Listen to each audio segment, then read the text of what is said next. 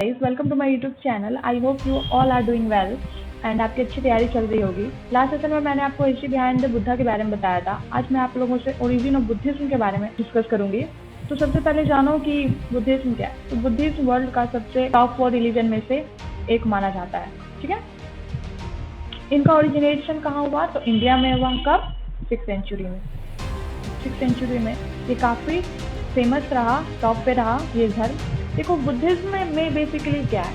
Buddhism basically क्या है? भगवान बुद्ध की लाइफ एक्सपीरियंसेस और उनकी टीचिंग, उनकी प्रिंसिपल और उनकी फिलॉसफी। भगवान बुद्ध जब तक जिंदा थे उन्होंने इसको धर्म का नाम नहीं दिया। जहाँ उन्होंने अपनी टीचिंग फैलाई, जहाँ वो लोगों से मिले, वहाँ उन्होंने कभी भी अपने टीचिंग को धर्म का नाम नहीं दिया। उन्होंने लोगों को अपनी लाइफ के एक्सपीरियंसेस और अपनी जो उन्होंने इनलाइटमेंट के दौरान सीखा था वो चीज़ें और कुछ basic universal truth as a philosophy के तौर पे उन्होंने लोगों से कही। जब भगवान बुद्ध की मृत्यु हो गई, उसके बाद जो भी उनके अनुयायी थे, जो भी उनके दीक्षार्थी थे, तो उन्होंने इसके बाद क्या कर दिया? उनकी टीचिंग, फिलॉसफी और एक्सपीरियंसेस को कंबाइन करके एक धर्म का नाम दे दिया, जिसको उन्होंने क्या रखा? बुद्धिस्ट धर्म। तो उसके बाद उन्होंने इसको एक एज अ धर्म बना दिया। भगवान बुद्ध बिलीव क्या करते थे कि हमारी लाइफ क्या है? सफरिंग से भरी हुई है, मतलब दुनिया दुखमयी है। दुख में है नहीं, दुखमयी है। उन्होंने क्या किया है? दुखों का कारण बना रखा है अपनी जिंदगी में। तो क्या उन्होंने कहा है कि लाइफ इज ऑफ सफरिंग। ठीक है, उन्होंने पहला बोला था। दूसरा क्या बोला था? कॉज ऑफ सफरिंग, मतलब कि इन दुखों का रीजन भी है। तीसरा उन्होंने क्या बोला था? एंड ऑफ सफरिंग, मतलब दुखों का अंत भी संभव है। और चौथा, हमें ऐसे चीज़ें अपनानी चाहिए जिससे हम क्या कर सकें? दुख को अंत कर सकें। जिसमें उन्होंने किसके बारे में डिस्कस किया था? इस वर्ल्ड के बारे में। कौन सा ऐसा तरीका होना चाहिए जिससे हम अपने सफरिंग को खत्म कर सकते हैं।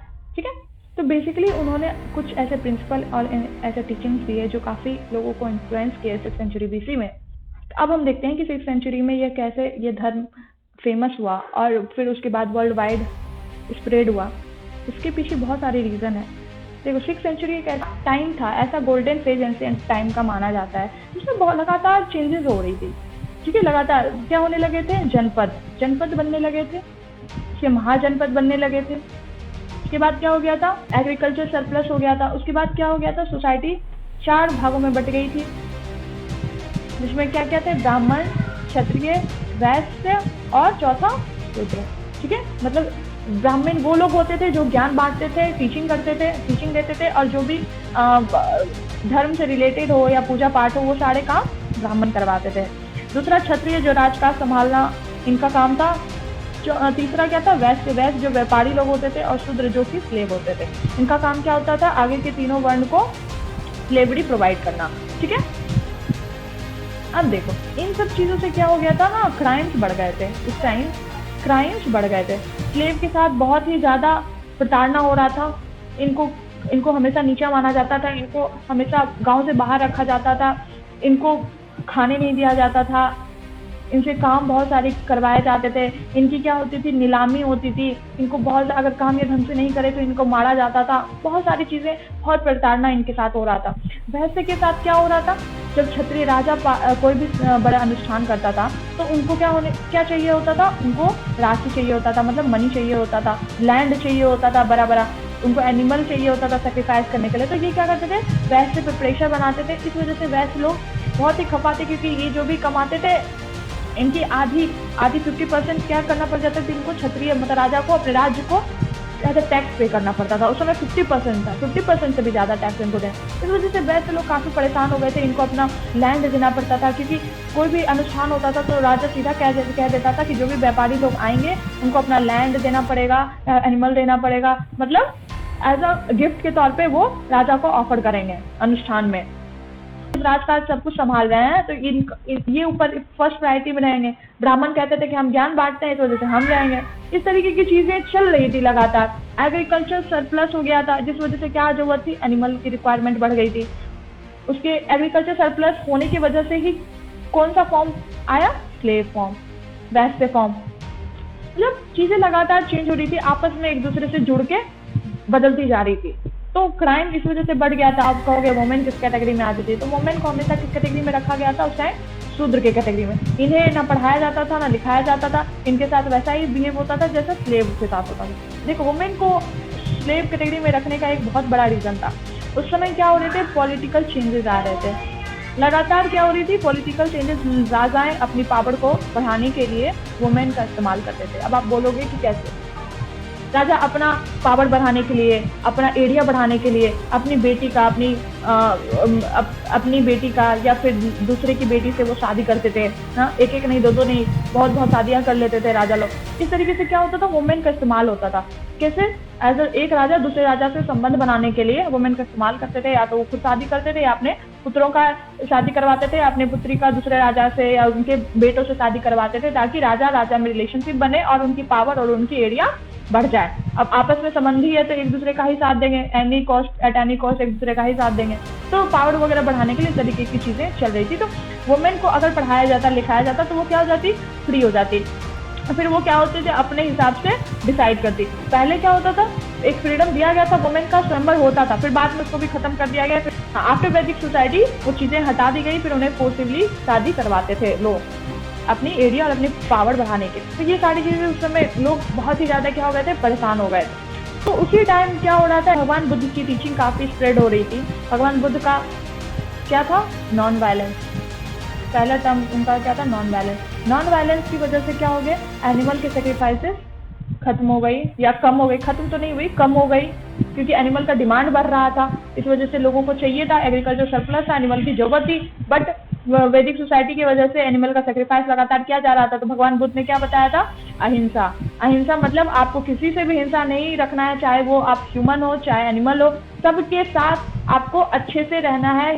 हिंसात्मक किसी के साथ नहीं होना है, चाहे वो एनिमल ही क्यों ना हो। क्योंकि उन्होंने ये बताया था कि आपके कर्मों का फल आपको जीने के लिए, रीबर्थ के लिए मजबूर करता है, और वही आपकी जिंदगी को डिसाइड करता है। इसलिए आप अपने कर्म अच्छे रखो, ताकि आपको फ्यूचर में भी आपके अच्छे कर्म ही होंगे। तो एनिमल सेक्रीफाइस खत्म कर दिया गया। उसके बाद देखो दूसरा क्या था, इस वजह से उन्होंने क्या सबको बताया, राइट टू इक्वलिटी का उन्होंने बात रखा था। मतलब सभी को, चाहे वो जानवर हो, ह्यूमन हो, मैन हो, वुमेन हो, सभी को क्या होना चाहिए, समानता का अधिकार उन्होंने अपने टीचिंग में बताया था कि सभी को समानता का अधिकार है। किसी के साथ भी जोर जबरदस्ती नहीं होना चाहिए, वेदर वो कोई भी कास्टिज्म नहीं होना चाहिए। उन्होंने अपने टीचिंग में कास्टिज्म को क्या किया है, अवॉइड किया है। उन्होंने क्या बोला है कि सभी लोग, हम लोग क्या है, सब लोग, चाहे वो मुस्लिम हो, हिंदू हो, अदर कास्ट हो, सब लोग क्या है, एक हैं, इक्वल है। तो सभी को क्या होना चाहिए, इक्वल ट्रीट होना चाहिए। इस वजह से स्लेव जो शूद्र कैटेगरी थे वो काफी इस बात से इन्फ्लुएंस हुए। उन्हें क्या लगा कि यहाँ पर हमें समानता का अधिकार मिल रहा है, हमें हमारे साथ इक्वल ट्रीट हो रहा है, हमें प्रताड़ना नहीं किया जा रहा है। तो ये लोग इन्फ्लुएंस होके बुद्धिज्म धर्म को अपनाने लग गए थे। लगातार लोग क्या हो रहे थे, बुद्धिज्म धर्म में कन्वर्ट हो रहे थे। उसके बाद इन्होंने क्या खत्म करवा दिया, एनिमल सेक्रीफाइस खत्म होने से। और उन्होंने ये भी बोला कि जो भी हमारे धर्म में आते हैं या हमारे पास आते हैं, उन्हें कोई भी गिफ्ट देने की जरूरत नहीं है, कोई भी गिफ्ट देने या ऑफर करने की या प्रेजेंट देने की जरूरत नहीं। वो आए अपने खुशी से आए, अपनी इच्छा से आए, उन पे कोई भी जोर जबरदस्ती फोर्सिबली उनको कोई हमारे पास आने के लिए मजबूर ना करे।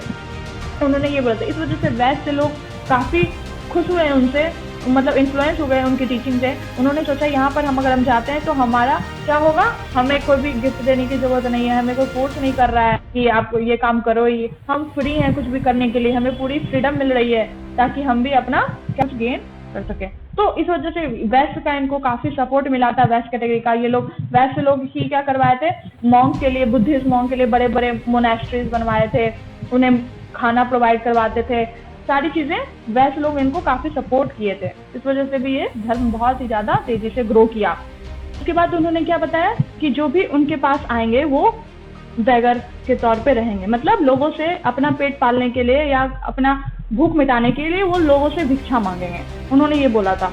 उन्होंने अगर उस टाइम वैसे लोग काफी सपोर्ट कर रहे थे, वो मॉन्क को ढेर सारी ज्वेलरी दे रहे थे, बड़े बड़े राजाओं का सपोर्ट हुआ था। बाद में अशोक जैसे महान राजा जिन्होंने अपनी 2 बेटे और बेटी को श्रीलंका तक भेजा था, क्या करने के लिए, बुद्धिज्म धर्म को फैलाने के लिए, बुद्धिज्म के बारे में बताने के लिए उन्होंने। तो उनका कहना ये था कि अगर हमारे पास धन आ जाएगा तो हमारी इच्छाएं बढ़ जाएगी।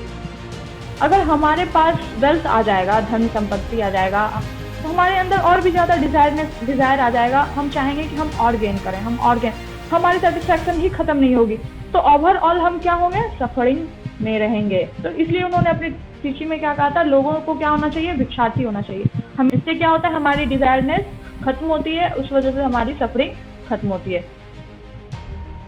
बुद्धिज्म धर्म को फैलाने में बहुत इंपॉर्टेंट रोल रहा किसका, राजा लोग का भी। उस टाइम के जो बाद के राजा है जैसे अशोक, जिन्होंने कलिंग युद्ध किया था, उसके बाद उन्हें एहसास हुआ कि वो उन्होंने कितनी बड़ी हानि की है। चारों तरफ विलाप देखा, किसी घर में देखा कि एक औरत है, उनके बेटे, उनका पति सब खत्म हो गया, सिंगल वो रह गई है, चारों तरफ दुख है, तकलीफ है, लोग उन्हें बुरा भला बोल रहे हैं। इस वजह से उनको काफ़ी ये चीज़ें इम्पैक्ट डाली, और उसके बाद वो क्या किए, बुद्धिज्म धर्म को अपनाकर वो क्या बन गए, अशोका द ग्रेट किंग बन गए।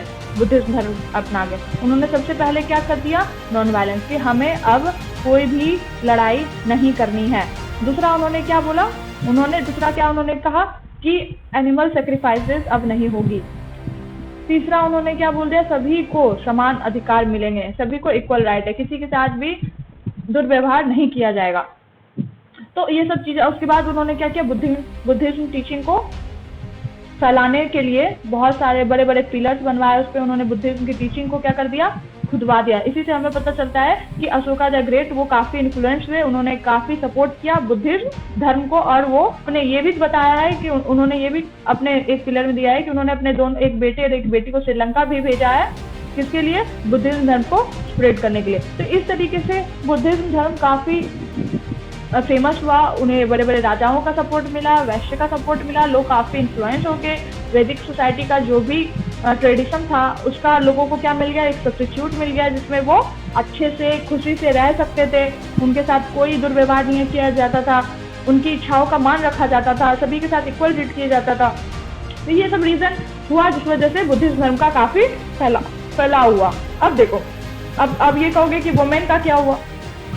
देखो, पहले बुद्धिज्म धर्म में भगवान बुद्ध का कहना था कि वो अपनी धर्म में, हाँ वो टीचिंग सबको देंगे, लेकिन वो अपने धर्म में, अपने ग्रुप में वो वुमेन को नहीं लाएंगे। उनका कहना था कि अगर वुमेन आएंगी तो क्राइम्स बढ़ जाएंगे, लोग क्या करेंगे, अपनी इच्छाओं पे, मेन जो है वो अपनी इच्छाओं पे काबू नहीं कर पाएंगे। जिस वजह और हमारा अल्टीमेट गोल ही क्या है, डिजायर को कंप्लीट खत्म करना। इस वजह से, लेकिन बाद बहुत सारे अनुयायी ने और बहुत सारे वुमेन ने उनसे कहा कि हमें भी अपने शरण में ले लीजिए, तो उन्हें वुमेन को क्या करना पड़ा, अपने स्थान पे जगह देनी पड़ी, अपने मठ में उन्हें जगह देनी पड़ी। उनका कहना ये था, वो हमेशा ये कहते थे कि अगर हम वुमेन को लाते हैं तो जो धर्म हमारा 1000 साल तक चलने वाला है वो 100 साल में ही खत्म हो जाएगा, क्योंकि उनको पता था कि वुमेन के आने के बाद क्राइम्स बढ़ जाएंगे। इस वजह से वो नहीं चाहते थे, बट बहुत सारे वुमेन ने उनसे कहा, उनसे बोला, फिर उनके बहुत सारे अनुयायी भी उनसे कहे, जिस वजह से क्या हो गया, उनको वुमेन को भी अपने संगठन में, अपने मठ में उनको पार्टिसिपेशन देना पड़ा। इस तरीके से, क्योंकि वुमेन के साथ भी आपको पता ही है, उस समय मैंने आपको ऊपर बताया था कि वुमेन के साथ भी बहुत ही ब्रूटली व्यवहार किया जाता था। इस वजह से वुमेन को भी एक अल्टीमेट सब्स्टिट्यूट मिल गया था जिसमें वो इक्वली रह सकती थी, अपनी इच्छाओं के बल पे रहना चाहती थी, वो अपने हिसाब से जिंदगी जीना चाहती, उनको भी एक सब्स्टिट्यूट रिलीजन मिल गया। इस वजह से वो भी, वुमेन भी इन्फ्लुएंस हुई, तो काफी इस धर्म का फैलाव हुआ।